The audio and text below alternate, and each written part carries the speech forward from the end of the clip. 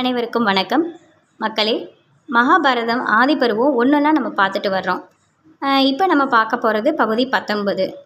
இது என்னன்னு பார்க்கலாம் வாங்க. இன்னொரு நாள் பழங்காலத்து பண்புகளுக்கு ஏற்ப பரீட்சை ஒன்றை துரோணர் ராஜகுமாரர்களுக்கிடையே நடத்துகிறாரு. துரியோதனனை துரோணாச்சாரியார் தம்மிடம் அழைக்கிறாரு. இந்த உலகத்தில் தேடி பார்த்து நல்லவன் ஒருவனை கண்டுபிடிச்சு தம்மிடம் அழைத்து வரும்படி உத்தரவு பிறப்பிக்கிறாரு. அதே முறையில் பாண்டவ சகோதரர்களில் மூத்தவனாகிய யுதிஷ்டனையும் தம்மிடம் அழைத்து அவன்கிட்டையும் மற்றொரு உத்தரவை பிறப்பிக்கிறாரு. இந்த உலகத்தில் தேடி பார்த்து கெட்டவன் ஒருவனை என்கிட்ட கூட்டிட்டு வான்னு சொல்கிறாரு. சில நாள் கழித்து 2 பேரும் திரும்பி வர்றாங்க.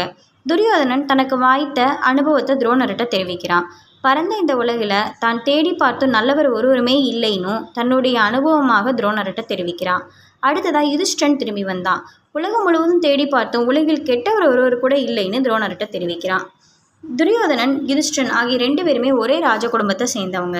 2 பேருமே ஒரே குருட்ட கல்வி பயின்றவங்க. இருவருமே ஒரே உலகத்தில் தேடி பார்த்தவங்க. துரியோதனன் கண்ணுக்கு நல்லவன் யாருமே தென்படலை. யுதிஷ்டன் கண்ணுக்கு கெட்டவர்கள் யாருமே தென்படலை. மனதில் தீய எண்ணம் இருப்பவருக்கு எங்கும் தீமையே காட்சி கொடுக்குது. மனதில் நன்மை நிறைந்தவனுக்கு எங்கு பார்த்தாலும் நன்மையே தெரியுதுன்றத துரோணர் ராஜகுமாரர்களுக்கு சொல்லி நன்மையை மட்டுமே நினைக்கணும்னு பாடம் நடத்துகிறாரு.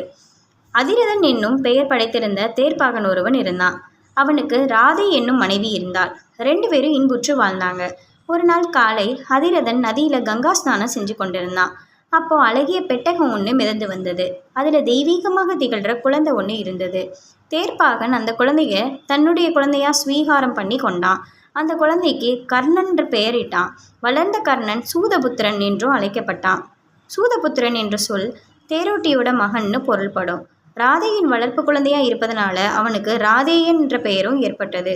அவனுக்கு வயது அதிகரித்து கொண்டு வந்தபோது தந்தையின் தொழிலான தேர் ஓட்டுவதில் அவனோட நாட்டம் குறைந்து போயிற்று. கல்வியிலும் யுத்த பயிற்சியிலும் அவனோட நாட்டம் அதிகரித்து வந்தது. அஸ்தினாபுரத்தில் தனுர்வேத பாடசாலை ஒன்று இருக்குது என்று அவன் கேள்விப்பட்டான்.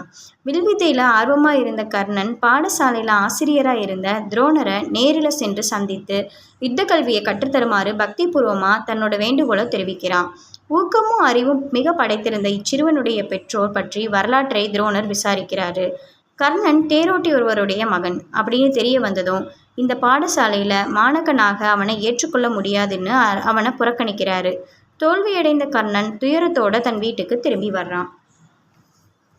இது கர்ணனுக்கு இது துரோணருடைய சுயநலமாக கூட இருக்கலாம் இந்த கதையில்.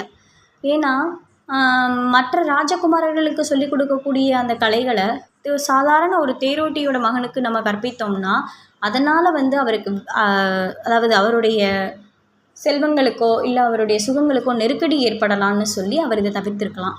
இந்த தகவல் உங்களுக்கு பிடிச்சிருந்துச்சுன்னா மறக்காமல் லைக் பண்ணுங்கள், ஷேர் பண்ணுங்கள், சப்ஸ்கிரைப் பண்ணுங்கள். நன்றி.